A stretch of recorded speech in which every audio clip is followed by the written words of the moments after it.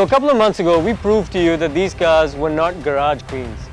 This GTR and that RS7 performance we took out on a 500-kilometer road trip in one day. We took both these cars to the hills of Himachal and we had an absolute blast through the countryside and through the twisties. But this is where we've been wanting to bring the GTR since it was launched, the BIC. We've added the M4 for good measure because this is one of the most fun cars that we've driven at the track. So why am I standing here wasting time talking to you? Let's get into these and see if the GTR was worth waiting for all this time.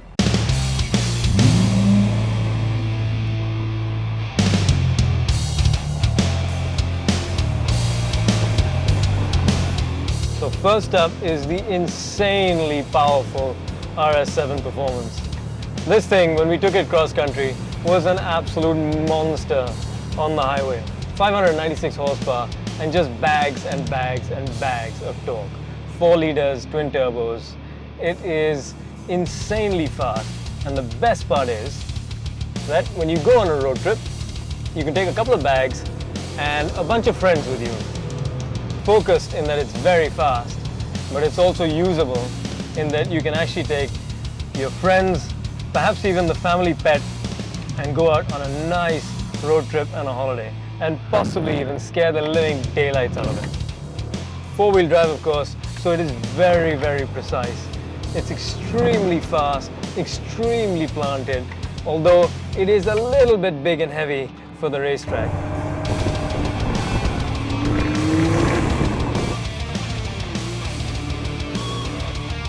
Brakes are very, very strong in this car, and the 4-wheel drive means that you can get on the power really, really early.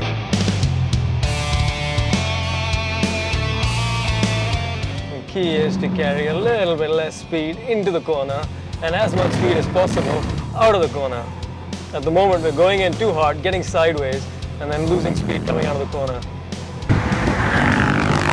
The thing with these RS Audis is that they reward you for being clean and precise. You cannot be a hooligan on the track with these cars.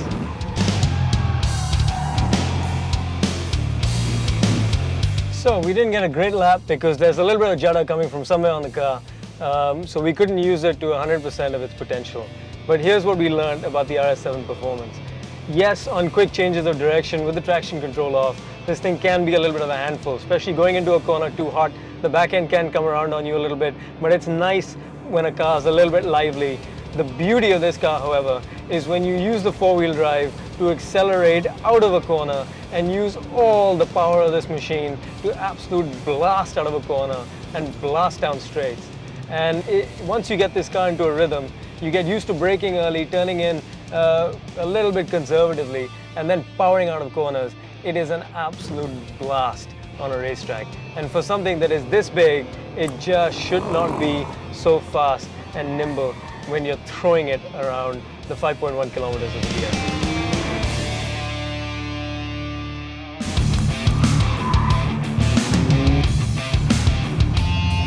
And now for one of the most fun cars that I've driven on this track.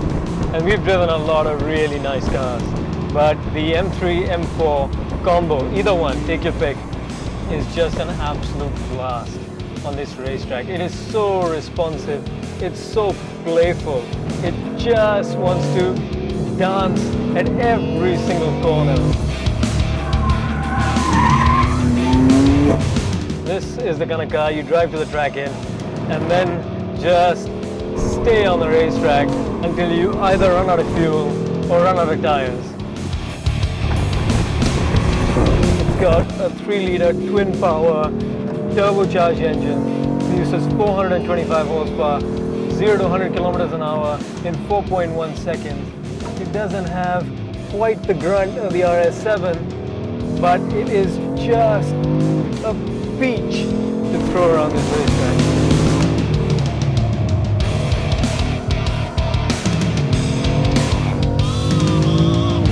I've got the engine and transmission in Sport Plus, but I've got the steering in Comfort because I find it a little too heavy in Sport Plus.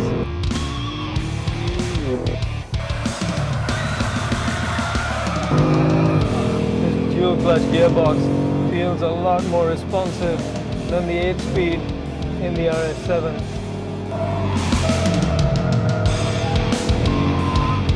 This car just urges you to push it more and more and more each corner and each lap. You can tell cars by the M division are honed at the Nürburgring. They are honed on racetracks. It is so comfortable, and it makes you so comfortable, and it allows you to try and push it to the limit and take absolute full advantage of the incredible engineering that's built into these machines. Fair enough, the sound isn't fantastic. On the road it's pretty abysmal. On the track it sounds aggressive, but it's not exactly musical or sonorous.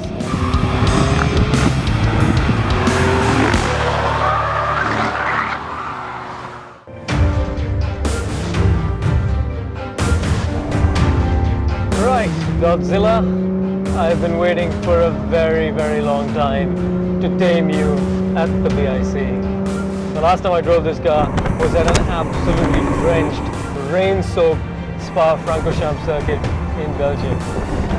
What I got out of that experience was the fact that this car is so predictable, it is so balanced, the steering is so responsive, and it feels analog, it feels old school, it doesn't feel electronic, it is so fast.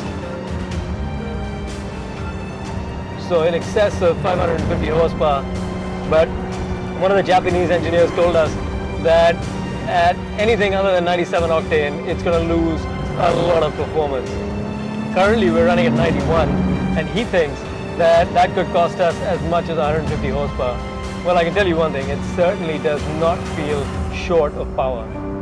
Correction, last time I drove this car was up in the hills in Himachal, and it was an absolute blast. The last time I drove this car on a racetrack was in Belgium.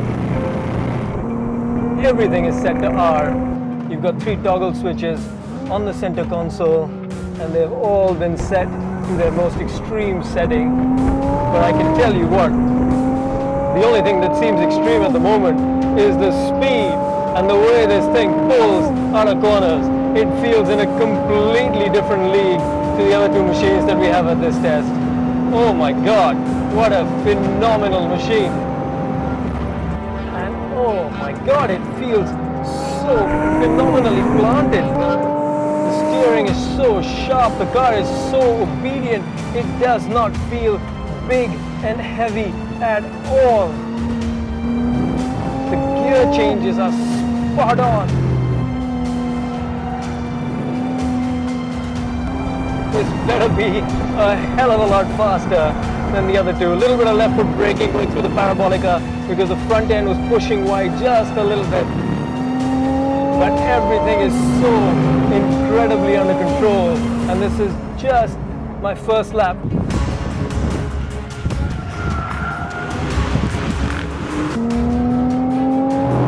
I don't even have to try to point this car into the apex of corners. It just sniffs them out somehow. It just goes exactly where you point it.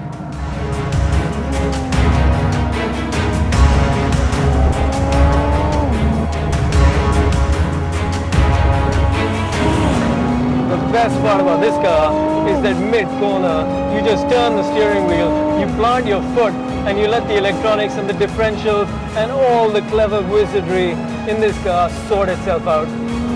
And it just pulls you out of the corner. You can feel all 4 wheels working independently.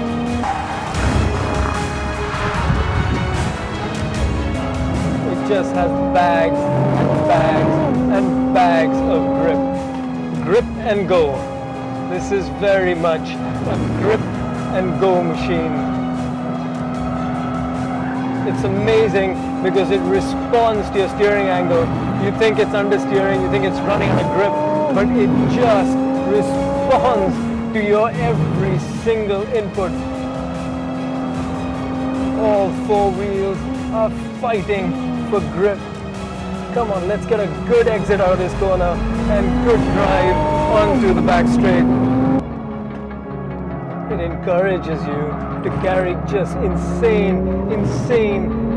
amounts of speed through corners, this car.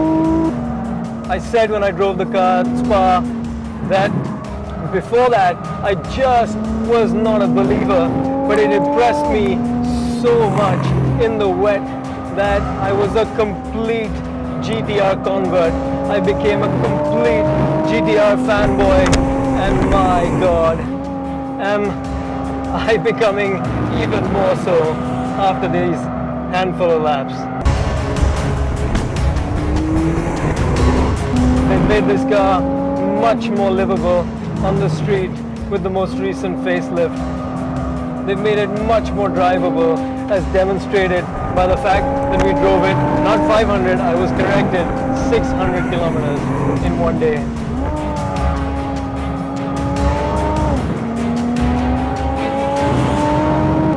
This is a very, very joyful machine when you're driving it at these speeds. I can tell you that. Very, very good car. They've made the car look a little more livable even from the outside. It's got a V-shaped sort of front air dam and bonnet, got a slightly cleaner side. We thought the designers had done it to make the car look a little bit more friendly, a little less intimidating, but they were having none of that. Tamura-san, who's the chief engineer of this car, said that he doesn't make changes on his cars for sake of sheer entertainment. He's only interested in one objective and one objective only, and that is going as fast as possible, going through corners on a racetrack as we're doing right now. Tamura-san, I salute you. This really feels like the last of the old school sports cars and old school supercars. For all the tech and the gadgetry and the wizardry that it has under the skin, it feels analog. It feels like a proper sports car. It feels like a driver's car. It feels like a car that you can jump into and absolutely wring its neck 100%. You are driving the machine, even though it's got all these incredible things going on underneath that make sure it's pointed in the direction that you intended to go.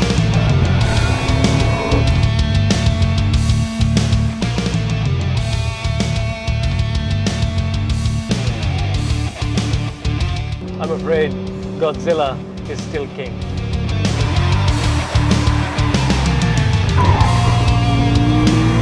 Yeah.